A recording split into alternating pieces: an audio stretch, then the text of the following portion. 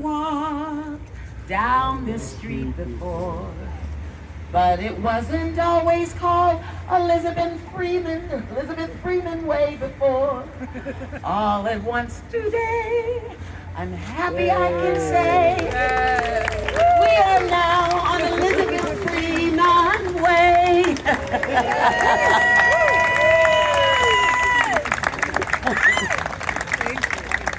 I have got to tell you, when I first drove down this street as a person who was considering living in this area, and I saw that W.E.B. Du Bois grew up here and lived here, and they had signs up about it. Now, it's one thing to find that out, but the town had the signs up.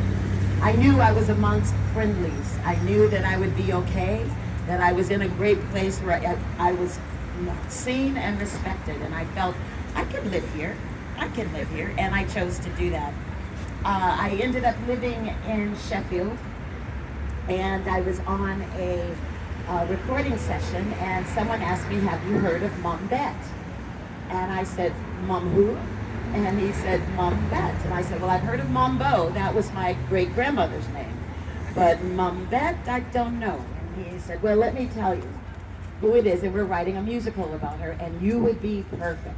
Well, that started me on a journey. I'm from Chicago, Illinois originally, where I grew up with activist parents who took me on every activist. My mother sang, I was one of the lead singers, or when you go in those marches and you heard someone leading the songs, my mother was one of those people, and I learned how to sing those songs, and I know what those songs are, and I learned the stories. We had Black history books in my home, and I grew up going to the Black History Museum in Chicago, and grew up knowing our stories and our histories, but I did not know Mom Bet. I knew Du Bois, knew who W.B. Du Bois was, but I did not know who Mom Bet was. I lost my mother this past couple of weeks, and we were back in Chicago, and hopefully they're talking about giving her a street name. She was also in meetings. She was on some, Bessie L. Houston is her name. She was in meetings with Martin Luther King and with Barack Obama.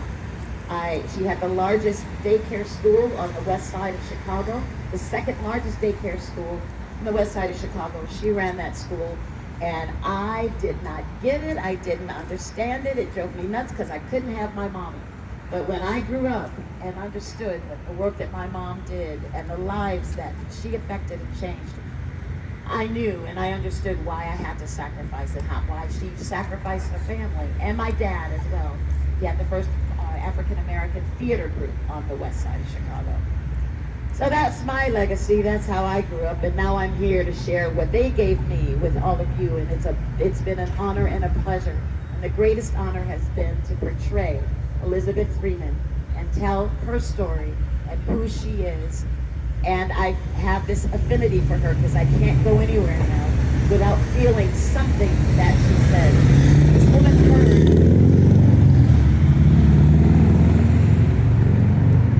She heard the words that all men who are born equal have the right to their life, their liberty, and their property. And she knew that that applied to her as well. And she knew that. But not only did she know it, she took action on it. She took the initiative to set herself free, to make those words work for her. And she knew the people that she needed to go to make it happen. And by the grace, the Sedgwicks knew it. They knew that that's what's going to happen. And that's what it's going to take for all of us. It is who we are as a people. It is who we are as Americans, to work together to create the society that we want, to create the society that we believe in. We all said, we've heard the words, "Do not tread on me." Well, that's what she was saying. You know, she was saying, don't tread on me. I have the right as well, as we all do. And those words, her saying, you know, if I had 1 minute's freedom, just 1 minute's freedom, and I was told I had to die at that end of that minute, I'd take that minute, I would. Just to stand on God's earth, a free woman, I would. That was Elizabeth's words. That's who we all are as Americans. That's who we are as people, as women, and as people who know what we have a right to. Don't let anyone take that away from you. Not any one person ever.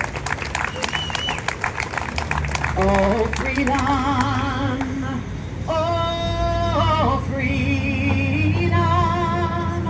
Oh, freedom over me. If I'd be a slave, I'd be buried in my grave. And I'd go home to my Lord. I'll be free. But I hope to get it here first. Amen. Amen.